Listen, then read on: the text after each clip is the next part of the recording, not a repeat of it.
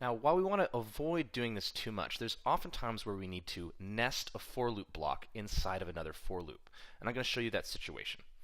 So let's say we wanted to compare this array of letters with this array of letters, the word trouble and bubble, and we wanted to see how many of those letters were the same. Well, the process for that is going to look something like this. We'll start with the first character of trouble, so T, and we're going to have to compare it to B, and then compare T to U, and then T to B, and then B, and then L, and then E. After we do that, we're going to have to then start with R and do the exact same thing, comparing it to each one of these elements. This is where you're going to see a nested for loop. So I'm going to start with I at 0 to represent the 0th element of the trouble array. So I'm going to say int I equals 0, and then I want to continue looping through it until I reach the end of my trouble array.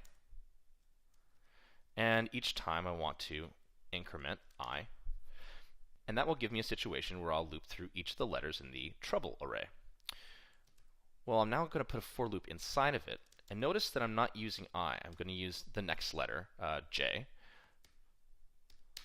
It's just a standard convention in programming to start with I as your iterator and then increment to I, J, K, depending on how many times you loop through things. Now I'm going to take J less than the length of the bubble array and then do another for loop inside of that one. So now I have I representing the character that I'm on for trouble and J representing the character I'm on for bubble. So now I can just say if the character for trouble equals the character for bubble that I'm currently comparing, then number of same characters is going to increment. So what is this code going to do? Again, it's going to start with I equaling 0, so that's T, and it's going to start with J equaling 0, which is going to be B.